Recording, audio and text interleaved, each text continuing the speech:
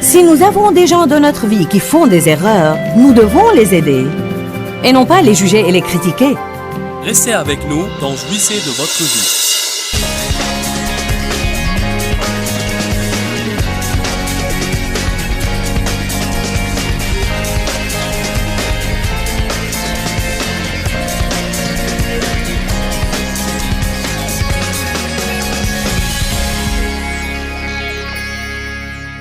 Le titre de mon message est « Si vous semez la miséricorde, vous moissonnerez la miséricorde ».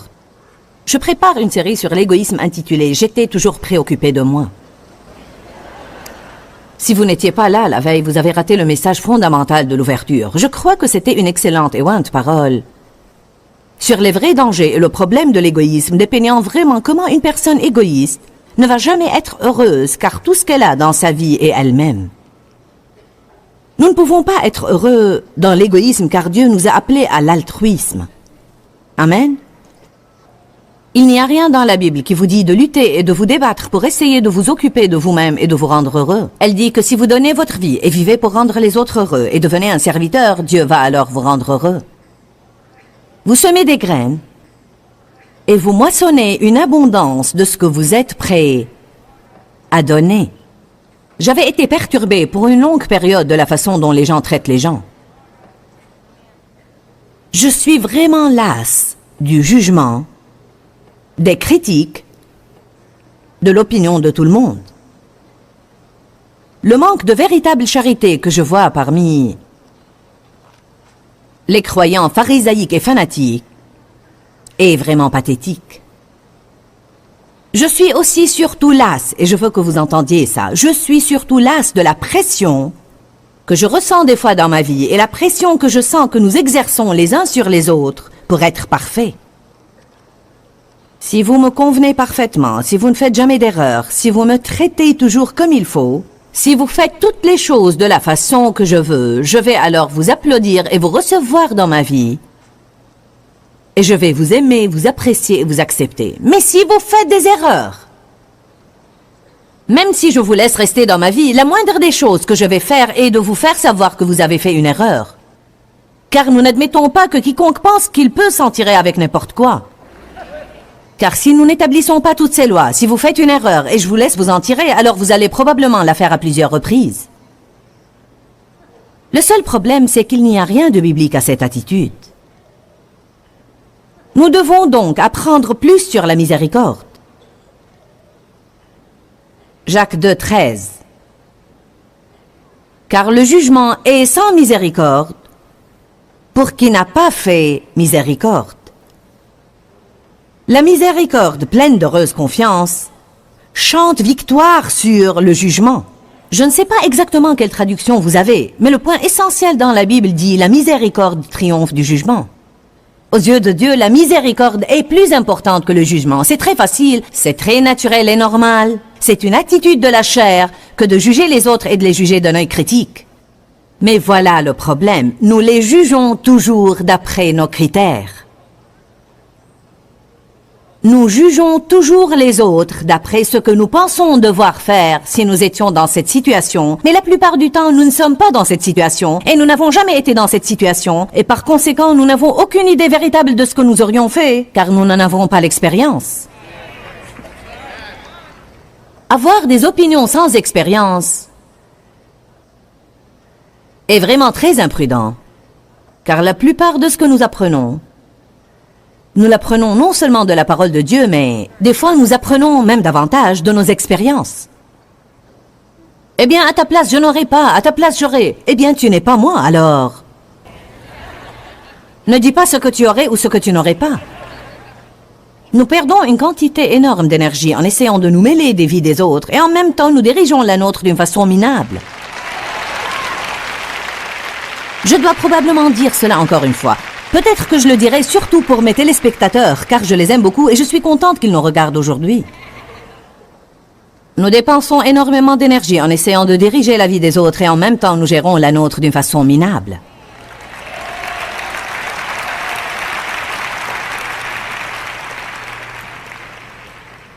La miséricorde triomphe du jugement. Aux yeux de Dieu, la miséricorde est beaucoup plus importante que le jugement. Même Jésus a dit qu'il n'était pas venu pour juger, mais pour sauver. Si nous avons des gens dans notre vie qui font des erreurs, nous devons les aider et non pas les juger et les critiquer. Ça ne veut pas dire ne jamais corriger les autres. Ça ne veut pas dire ne pas affronter les autres. Je ne parle pas de ne pas faire face aux problèmes. Je ne parle pas de laisser tout le monde vous marcher sur les pieds, vous insulter et vous maltraiter. Mais je parle vraiment de ces cas extrêmes. Et vous discernez par l'Esprit de Dieu quand vous devez affronter quelqu'un. Et vraiment, vous ne devez pas l'affronter pour vous, vous devez l'affronter pour lui. Car si vous laissez quelqu'un vous marcher sur les pieds et vous maltraiter, ou si vous laissez un de vos enfants vous parler avec insolence et vous êtes miséricordieux avec lui, ce n'est pas la miséricorde, c'est ne pas vouloir faire face au problème. Je vais dire une chose et vous pouvez en faire ce que vous voulez. Je crois que beaucoup de relations représentées dans cette salle aujourd'hui et que des multitudes d'autres représentées par les gens qui regardent ce programme maintenant sont vraiment en difficulté. Et si quelque chose n'arrive pas, les relations vont continuer telles quelles pour rendre tout le monde malheureux, ou bien, au bout du compte, elles vont se terminer et n'existeront plus. Et je crois que beaucoup de ces relations peuvent être sauvées en ce moment, aujourd'hui, si vous écoutez la parole de Dieu aujourd'hui, et si vous prenez une attitude miséricordieuse envers les défaillances et les erreurs des autres. Y a-t-il quelqu'un ici qui pense qu'il n'aura jamais besoin de miséricorde dans sa vie de nouveau? Vous n'avez pas entendu ma question. J'ai dit, y a-t-il quelqu'un ici qui pense qu'il n'aura jamais besoin de miséricorde de nouveau? Peut-être que je vais vous faciliter la chose, car je veux que vous compreniez bien. Combien d'entre vous savent qu'ils ont besoin de miséricorde chaque jour de leur vie? D'accord. Je me demande combien de fois Dieu est miséricordieux envers nous et nous ne le savons même pas. Je me demande combien de fois dans un même jour, Dieu laisse passer nos fautes et nos erreurs et il ne nous en dit même rien. Combien de fois il nous bénit quand nous ne le méritons pas? Je me demande combien de fois il nous tire d'affaire ou nous sauve la vie. Je me demande combien de fois il dit « Eh bien, je comprends tes circonstances, je comprends pourquoi tu as fait ça, je comprends d'où tu viens. Je vais t'accorder un peu de miséricorde. Je vais t'accorder un peu d'espace, je veux t'accorder un peu de temps. » Amen. Si nous savons que nous allons avoir besoin de cette miséricorde, la Bible nous dit clairement qu'il n'y a qu'une façon de l'avoir et c'est de la donner. Nous devons comprendre cette partie du sujet. Maintenant, quand nous sommes ignorants, la grâce de Dieu nous couvre bien des fois, mais quand nous commençons à apprendre, en d'autres termes, Paul persécutait les chrétiens, et Dieu était miséricordieux avec lui. Vous allez dire, Paul n'était pas miséricordieux, mais il a reçu la miséricorde. Mais il a dit qu'il avait reçu la miséricorde et la grâce de Dieu car il était ignorant. Mais lorsque nous ne sommes plus ignorants, une fois que vous avez entendu ce message, une fois que vous avez entendu Matthieu 7 qui dit « Ne jugez pas et ne critiquez pas les autres afin que vous ne soyez pas jugés et critiquez vous-même », une fois que nous avons lu ces passages, alors nous n'allons plus recevoir le même degré de grâce et de miséricorde car maintenant nous devenons responsables de ce que nous savons. C'est une façon de le dire. Voilà une autre façon de le dire. Et écoutez bien cette partie. Dieu ne s'attend jamais à ce que je donne ce que je n'ai pas. Mais une fois que j'ai une chose de lui qui m'est donnée gratuitement, il s'attend alors à ce que je la donne. Dieu m'a donné son pardon inconditionnel. Il s'attend maintenant à ce que je le donne aux autres. Il m'a donné la miséricorde. Il s'attend à ce que je sois miséricordieuse.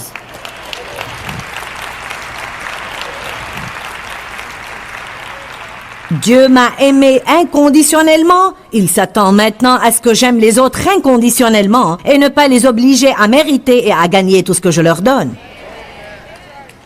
Nous avons lu un passage la veille qui dit que nous devons avoir un esprit indulgent car le Seigneur va venir bientôt. Que nous devons laisser tout le monde voir notre altruisme. Que nous devons avoir une nature aimable et un esprit indulgent car le Seigneur est proche. Qu'est-ce qu'un esprit indulgent? Cela veut dire que vous pouvez supporter beaucoup, que vous n'êtes pas soupolé, que vous êtes patient. Cela peut être une autre façon de dire que nous allons être miséricordieux. Nous devons être le genre de personne que l'on doit pousser et pousser et pousser et pousser pour l'exaspérer.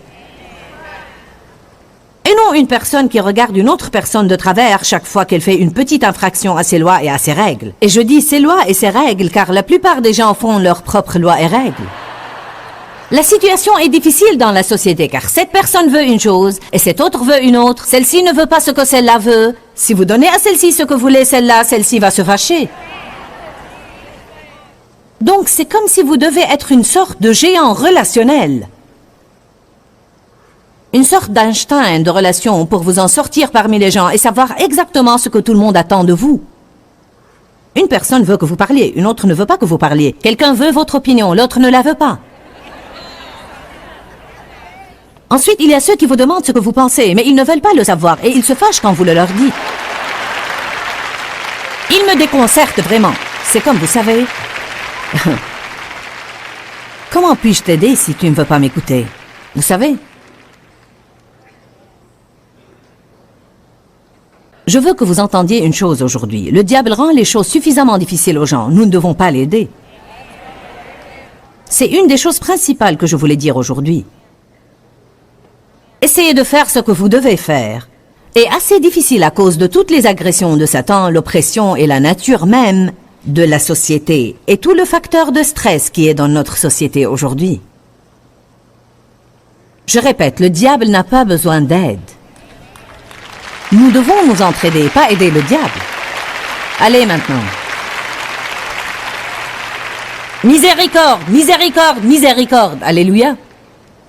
Je me trouve parfois, même par moments, durant la journée, et c'est juste quelque chose qui se présente dans mon esprit, et beaucoup d'entre vous le font aussi. Je suis dans des situations où je dis miséricorde, miséricorde.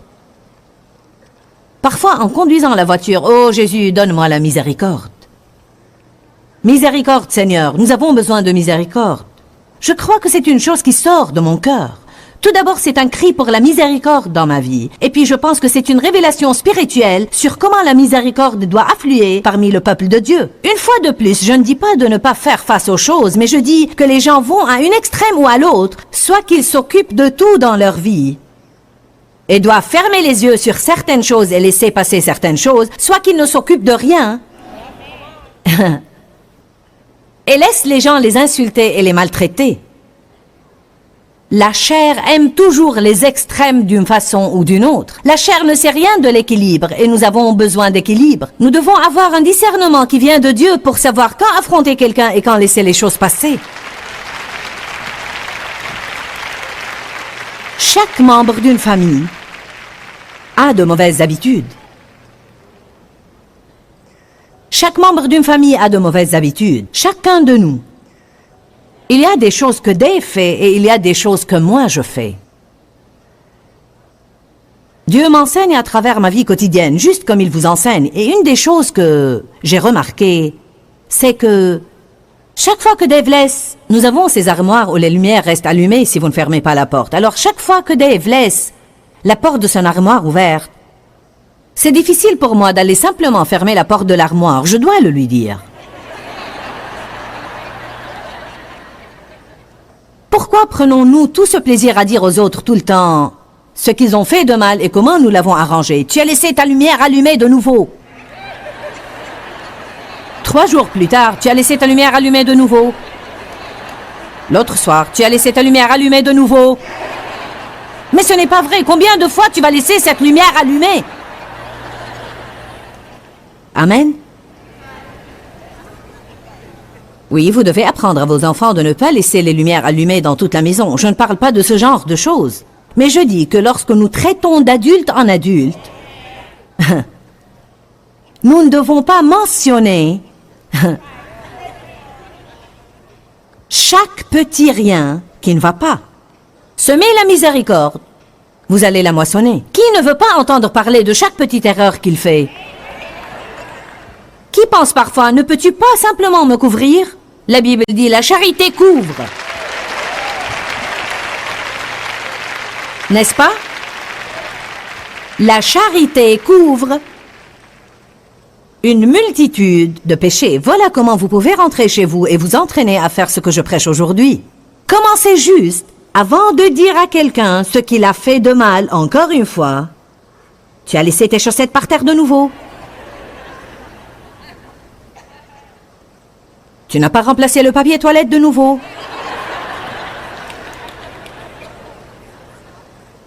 Tu as fait sortir de l'eau de la baignoire de nouveau.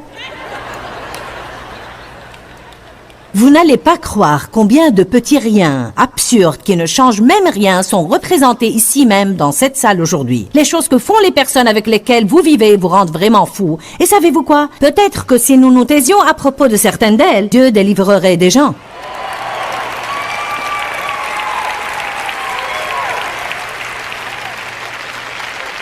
Oh, je pense juste à un passage. Allez à Philippiens 4.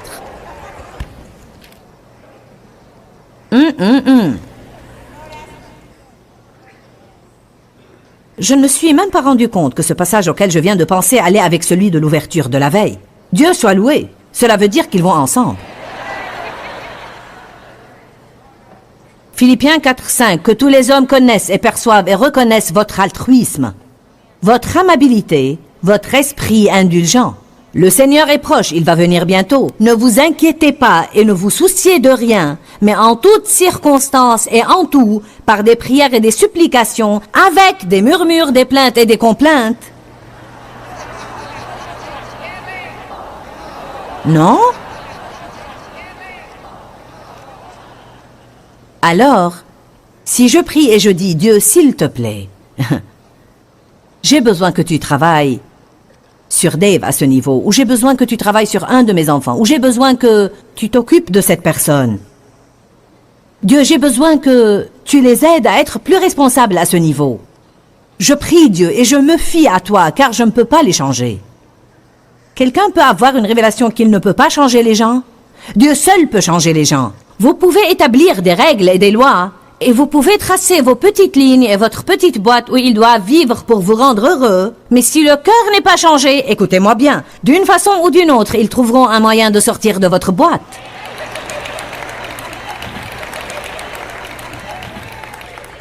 Dieu seul peut entrer dans le cœur humain et changer la nature de l'homme. Là, de nouveau, je ne dis pas de ne pas dire aux gens ce dont vous avez besoin, ou ce qui vous rend malheureux, mais je dis que vous ne devez pas leur dire et leur dire et leur dire et leur dire et leur dire et leur dire et leur dire et leur dire. Certains d'entre vous sont en train de leur dire depuis 30 ans. Et ce n'est pas une chose pieuse, vous devenez juste des casse-pieds.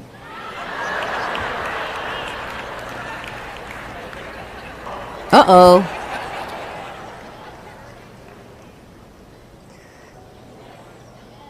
Alors sur ce, je dois prier et puis je dois être reconnaissante. Si je prie pour que Dave se rappelle de fermer la porte de son armoire, et vraiment la porte de l'armoire n'est pas ce grand problème pour moi. C'est un exemple dont je me sers. Il m'arrive de laisser la mienne ouverte parfois avec la lumière allumée.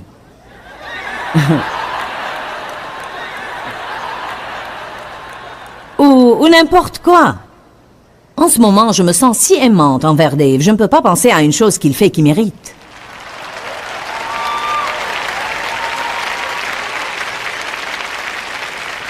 Ce doit être un miracle. Normalement, j'ai une liste vraiment longue. Eh bien, une chose qu'il fait... Vous savez, Dave a 63 ans, mais il pense toujours qu'il est adolescent. Donc, il aime les voitures de grande puissance. Et il aime appuyer sur l'accélérateur. Je veux dire, la voiture qu'il conduit, vous êtes comme... Il le fait toujours, et lorsque je m'y attends le moins, c'est comme... Je lui ai dit, un de ces jours, tu vas me donner un coup de fouet.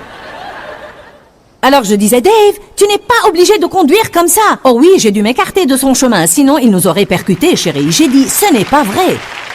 Ce n'est absolument pas vrai. Tu aimes juste faire ça.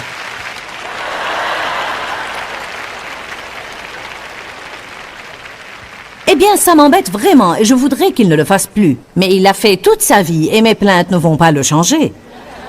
Alors voilà mon opinion. Quelle que soit la chose qui vous irrite dans une autre personne, priez à son propos. Mais alors vous devez prier et remercier Dieu parce qu'il œuvre et il la change. Vous ne pouvez pas prier et ensuite continuer d'embêter la personne parce que cela contredit vos prières.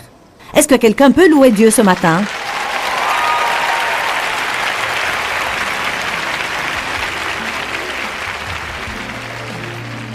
Oh, mais c'est si difficile pour nous de fermer la bouche.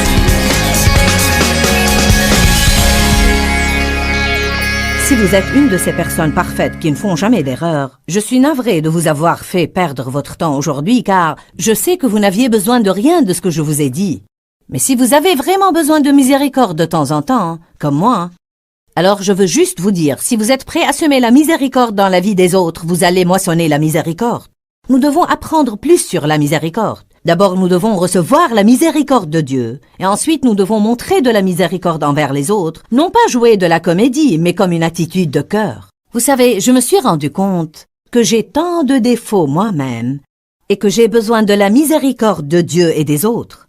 La Bible dit, si vous semez la miséricorde, vous recevrez la miséricorde. Je veux répéter de nouveau ce que j'ai dit. Recevez la miséricorde de Dieu, car vous ne pouvez pas donner une chose que vous n'avez pas. Si vous n'êtes pas une personne parfaite et vous avez besoin de la miséricorde de Dieu, il attend, cherche et désire être miséricordieux envers vous. Mais vous devez être prêt à la recevoir. Et ensuite, ce que vous recevez, Dieu s'attend à ce que vous le donniez abondamment. La Bible dit, vous avez reçu gratuitement, donnez gratuitement. Votre vie va être tellement améliorée. Votre niveau de joie va augmenter radicalement lorsque vous commencez à être moins légaliste et plus miséricordieux. La parole de Dieu est notre arme offensive pour pourchasser l'ennemi et lui dire « Tu ne vas pas diriger ma vie, peu m'importe ce que je ressens, ou bien ce qu'est ma nature naturelle. Ma nature naturelle a été remplacée par la nature de Dieu et je vais être comme Dieu dans toutes mes voies. Je vais me nourrir de la parole de Dieu car il y a la vie dans la parole. Que Dieu vous bénisse. À très bientôt. » Pourquoi Seigneur, pourquoi? Dans ce livret, Joyce Meyer nous enseigne à travers la parole comment être délivré de la confusion. Pour obtenir ce livret gratuitement, écrivez-nous à Joyce Meyer, boîte postale 40095-6300 Larnaca, Chypre. Ou bien visitez notre site web www.joycemeyer.org/fr.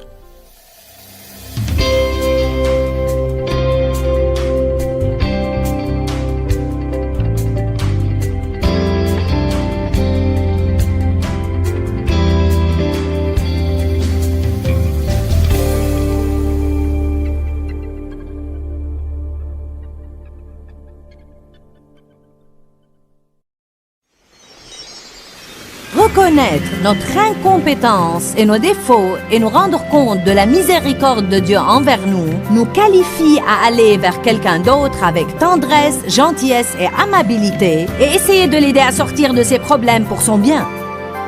Restez avec nous dans Jouissez de votre vie.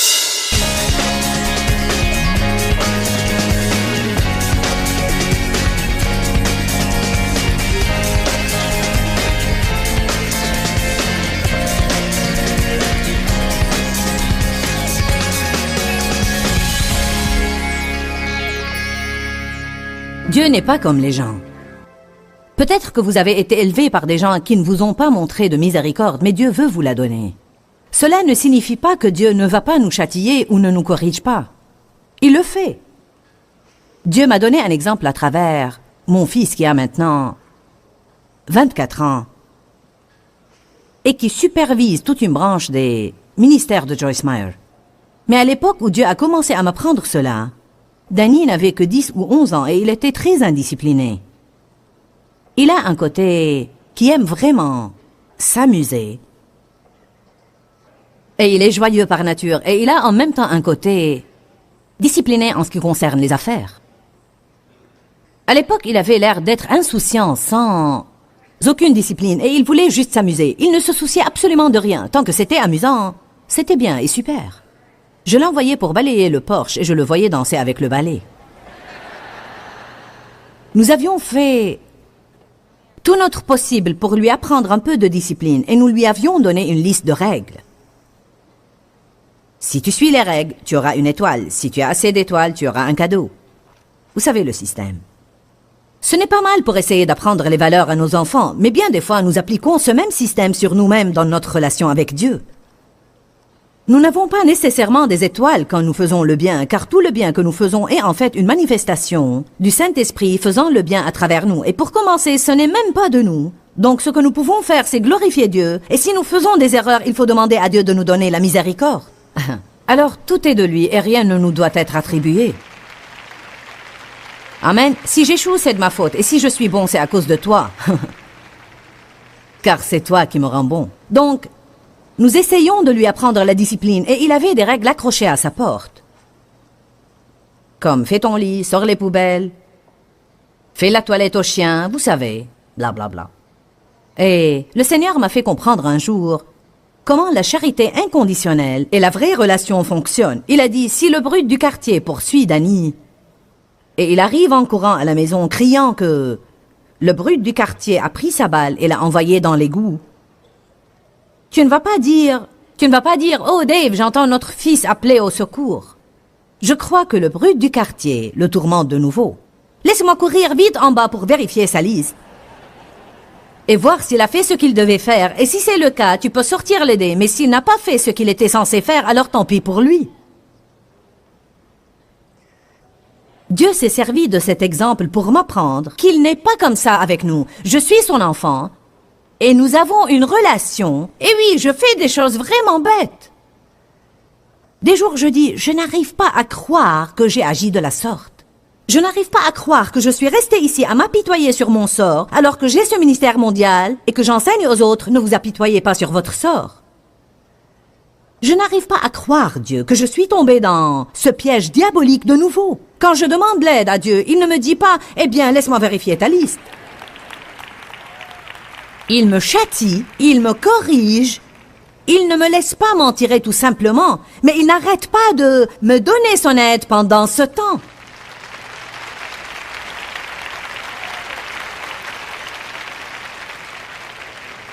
C'est ce que nous faisons tant de fois dans les relations. Nous disons, car c'est la chose chrétienne à faire, je vais te pardonner. Mais nous punissons quand même. Je vais te pardonner, mais je ne vais pas t'inviter à ma soirée. Je vais te pardonner, mais je ne vais pas t'offrir un cadeau de Noël cette année. Et si je vais t'en offrir un, ça ne va pas être cher. Je te pardonne, mais si tu entres dans la chambre, je vais en sortir. Je te pardonne, mais je vais raconter à tout le monde ce que tu as fait. Oh oh. Voyez-vous ce dont je parle ici aujourd'hui, l'essence de ce que j'essaie de dire n'est même pas la miséricorde en tant qu'acte, mais la miséricorde en tant qu'attitude. C'est une attitude du cœur que nous devons prendre et que nous devons pratiquer les uns envers les autres. La miséricorde triomphe du jugement. Est plus importante que le jugement. Vous allez être plus heureux si vous êtes plus miséricordieux. Le savez-vous? Dites tous, je vais être plus heureux si je montre aux autres plus de miséricorde. Combien d'entre vous croient qu'ils vont être plus heureux? Matthieu 7:1, ne jugez, ne critiquez, ne condamnez point les autres, afin que vous ne soyez jugés et critiqués et condamnés vous-même. Car juste comme vous jugez et critiquez et condamnez les autres, vous serez jugés, critiqués et condamnés. Et conformément à la mesure avec laquelle vous mesurez aux autres, l'on va vous mesurer de même. Pourquoi regardes-tu de l'extérieur la très petite paille qui est dans l'œil de ton frère et n'aperçois-tu pas et considères la poutre qui est dans ton œil? C'est peut-être la traduction simplifiée, je ne me rappelle pas exactement, qui dit « Pourquoi essaies-tu d'enlever le cure-dent de l'œil de ton frère alors que tu as un poteau de téléphone dans ton œil ?» Nous sommes aussi stupides que ça. Nous essayons de nous occuper de ces petites choses mineures dans la vie des autres qui nous irritent, alors que nous avons ce grand retentissant et terrible problème dans notre vie, auquel nous ne faisons même pas attention. Comment peux-tu dire à ton frère « Laisse-moi ôter la paille de ton œil » alors qu'il y a une poutre dans ton œil? Hypocrite! Ôte premièrement la poutre de ton œil, et alors tu verras comment ôter la paille de l'œil de ton frère. Que veut-il dire là? Jusqu'à ce que tu aies vu tes propres défauts et que tu en sois humilié, tu ne sauras jamais aider ou t'occuper de quelqu'un d'autre. Car reconnaître notre incompétence et nos défauts et nous rendre compte de la miséricorde de Dieu envers nous, nous qualifie à aller vers quelqu'un d'autre avec tendresse, gentillesse et amabilité et essayer de l'aider à sortir de ses problèmes pour son bien. La Bible dit dans Galates 6:1, « Si un de vos frères ou sœurs est surpris en quelque faute, vous devez le redresser avec un esprit de douceur, de peur que tu ne sois aussi tenté. » Alors c'est l'attitude qui compte.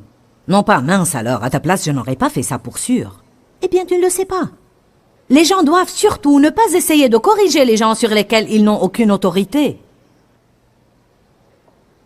C'est une chose d'aller à quelqu'un qui travaille pour moi et qui ne fait pas ce que je lui demande de faire et de lui dire un mot de conseil ou de correction. Mais c'est une autre chose pour quelqu'un de se mêler des affaires de quelqu'un d'autre alors que ça ne le regarde pas du tout. En fait, j'ai lu une déclaration il y a 2 ans de là qui dit « N'aie pas d'opinion là où tu n'as pas de responsabilité. » Ouh, Jésus, alléluia. J'exaspère quelques personnes ici. Mais ça ne fait rien, nous avons besoin de nous exaspérer de temps en temps. Hypocrite! Ôte premièrement la poutre de ton œil et alors tu verras comment ôter la paille de l'œil de ton frère. Vous avez reçu gratuitement, donné gratuitement. Quelle est la miséricorde? Écoutez cette définition, j'aime ça. Webster's dit que c'est une gentillesse qui dépasse ce qui peut être attendu ou exigé par la justice. En d'autres termes, la miséricorde n'est pas du tout juste. Elle est complètement insolite. C'est pourquoi devrais-je être bon envers toi après ce que tu as fait? Pourquoi donc devrais-je te bénir après ce que tu as fait? Car c'est la miséricorde.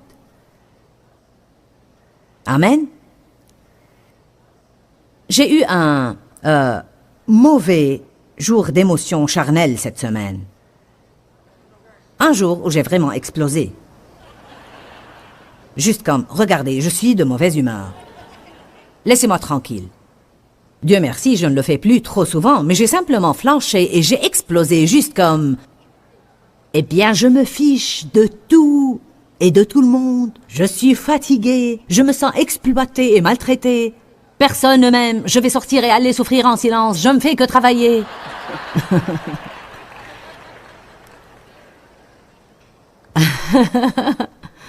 Avez-vous jamais des jours comme ça? Avez-vous jamais eu une vie comme ça? Non, non. Maintenant, voyez, la bonne nouvelle, c'est que j'étais comme ça tout le temps.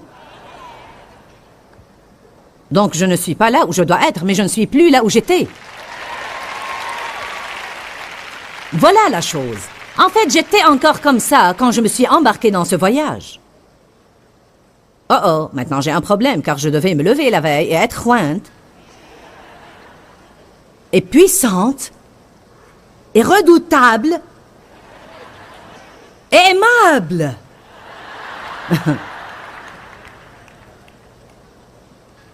De quoi j'avais besoin? La miséricorde. Dieu, tu dois m'aider. Je n'ai pas honte de vous dire que je fais des erreurs. Je n'ai pas honte de ça, car tout le monde le sait de toute façon. Si vous êtes un peu logique, vous pouvez dire à n'importe qui ici, je sais que tu n'es pas parfait. Dans chaque nouvelle relation, l'autre ne va pas être parfait, mais nous faisons pression sur lui pour qu'il soit parfait.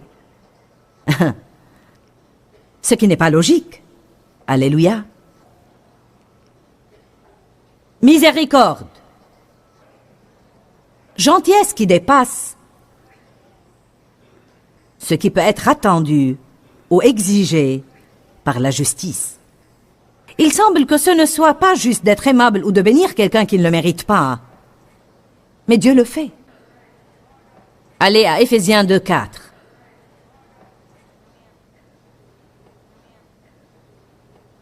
Y a-t-il quelqu'un là aujourd'hui qui peut penser à une relation qu'il a et où il doit être plus miséricordieux?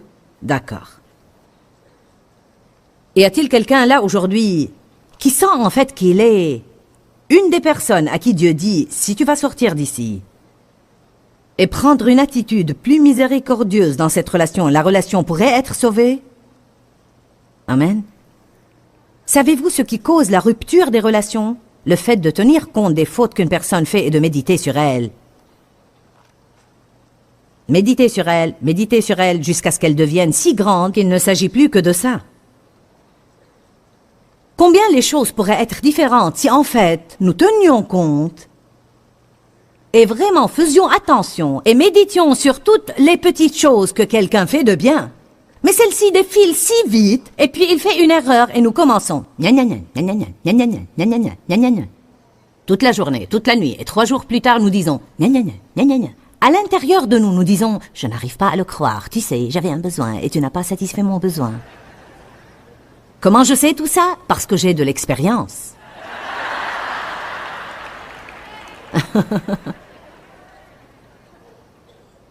Je n'ai pas besoin d'aller acheter des livres de sermons pour prêcher. Il me suffit de mettre ma vie par écrit.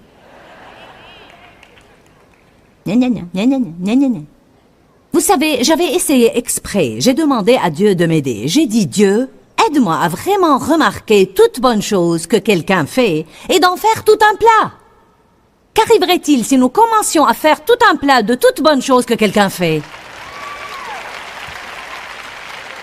Mais nous ne faisons pas tout un plat des bonnes choses. Nous n'en tenons même pas compte comme si elles n'étaient pas importantes du tout.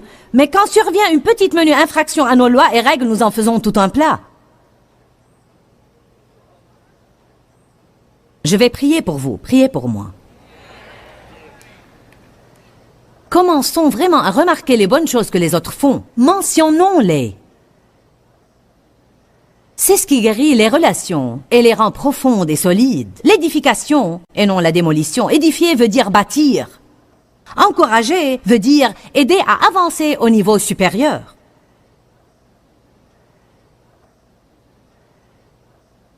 C'est pour ça qu'il est cruel parfois que quand les gens disent des choses de vous, tout ce qu'ils peuvent trouver, c'est 1 ou 2 choses que vous faites mal, et ils ne mentionnent pas les 25 ou 30 choses que vous faites bien. Cela fait échouer tout le monde. C'est comme... Ne puis-je jamais faire assez? Quand est-ce que cela va suffire? Dans le système du diable, jamais. Donc nous devons rester dans l'esprit de Dieu, et non dans l'esprit diabolique, égoïste et égocentrique. Très bien. Éphésiens 2, verset 4 dit « Mais Dieu, si riche en miséricorde, à cause d'eux et pour satisfaire au grand, magnifique et intense amour dont il nous a aimés, même lorsque nous étions morts, par suite de nos défauts et offenses, nous a rendus à la vie ensemble en association et en union avec Christ. Il nous a donné la vie même de Jésus, la même nouvelle vie avec laquelle il l'a stimulé, car c'est par grâce, c'est-à-dire la faveur et miséricorde que vous ne méritiez pas, que vous êtes sauvés et délivrés du jugement et rendus participants au salut du Christ. Lorsque j'étais morte par mes offenses, lorsque je ne me souciais guère de Jésus, pour beaucoup d'entre nous, lorsque nous blasphémions son nom, il avait les bras tendus vers nous. Et son esprit merveilleux nous poursuivait. Lorsque nous étions morts dans nos offenses, et avant même de venir sur la planète Terre, Jésus est mort pour chacun de nous.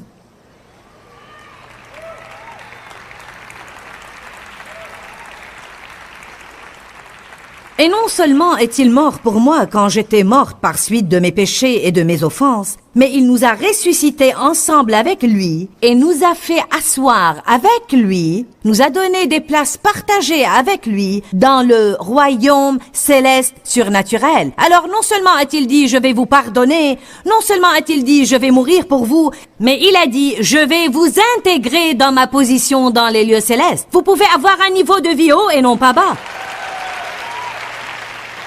Alléluia! Il nous a ressuscités ensemble avec lui et a dit « Asseyez-vous là à côté de moi, sur mon trône, dans mon royaume céleste. » Mais Dieu, je ne le mérite pas. C'est ce qui est si merveilleux. C'est ce qui nous fait aimer Jésus tellement. Et savez-vous ce qui va vous attirer des amis et amener les gens à vous aimer? si vous avez avec eux cette même attitude que Jésus avait avec vous.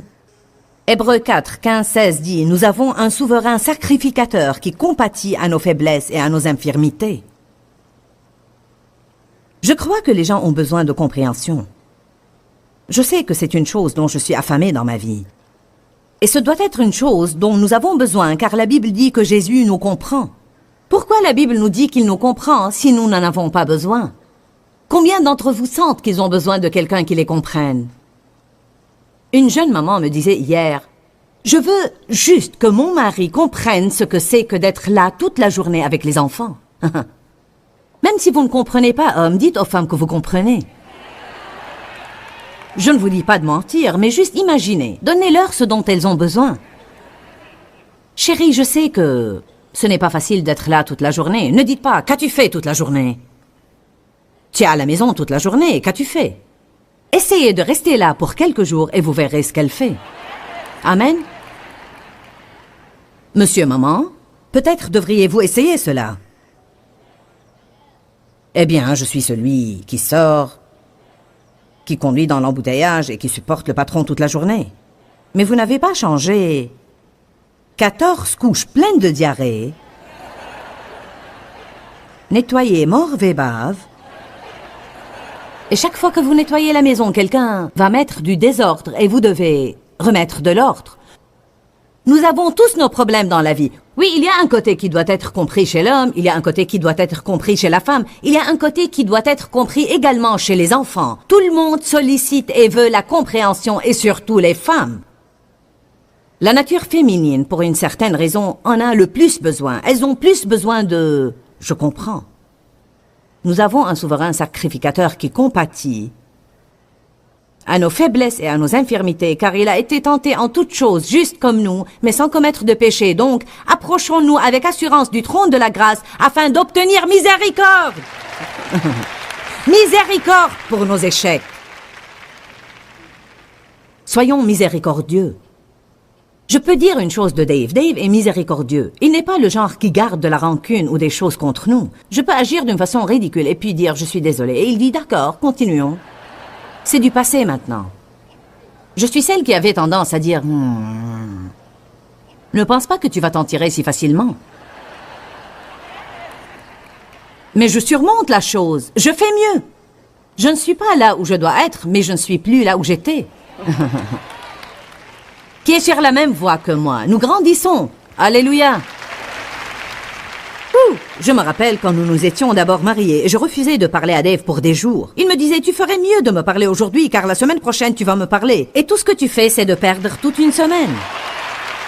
Maintenant, c'est la logique masculine, mais elle n'avait rien fait à mes émotions. Car voyez-vous, je n'avais pas envie de lui parler. Mais il a dit, en ce même temps, la semaine prochaine tu vas me parler. Pourquoi ne pas me parler aujourd'hui? C'était logique. Mais nous avons du mal à être logiques quand nous sommes furieux.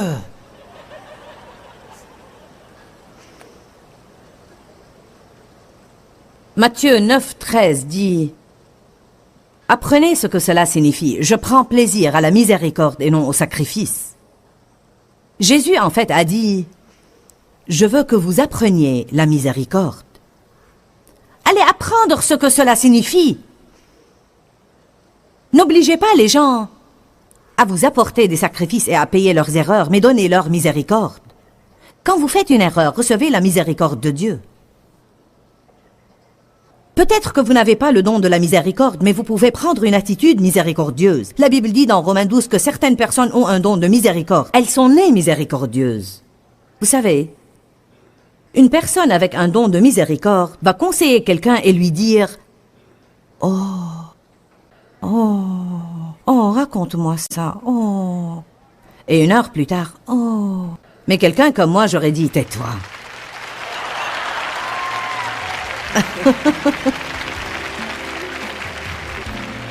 Il m'a suffi d'un seul regard et j'ai compris quel est ton problème. Je n'ai pas besoin d'écouter l'histoire.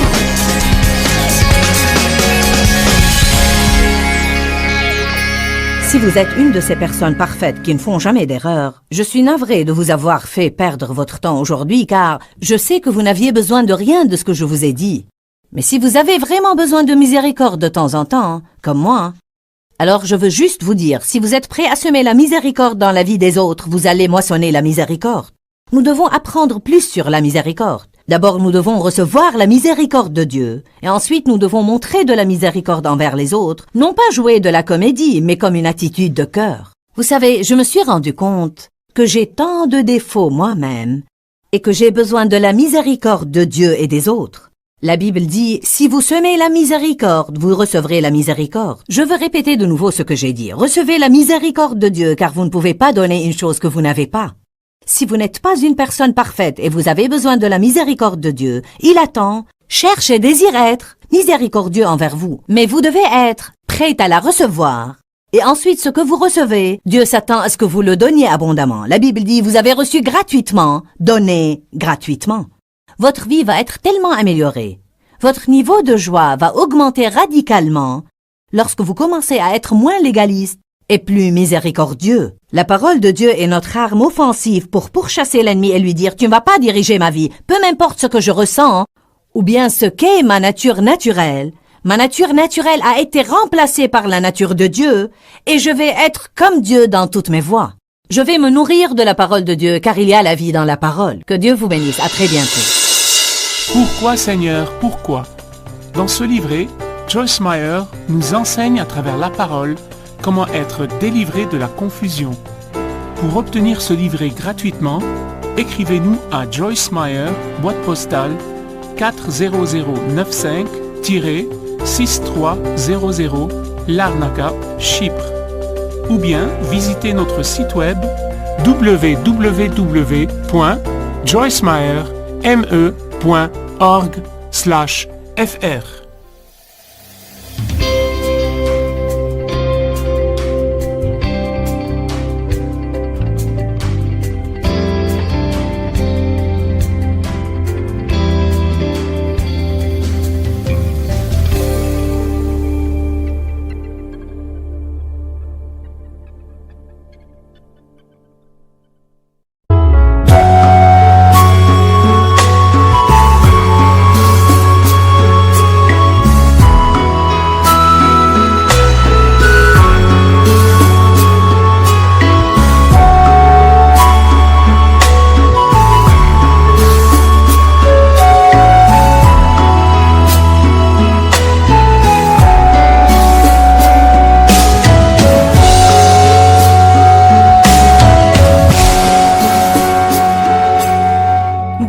khắp phương trời vẫn nhớ tới quê hương. Người về đây thăm làng trù quê mẹ và làng sen quê cha, xúc động bồi hồi người rơi giọt lệ, thương mái nhà tranh thương đất mẹ nghèo.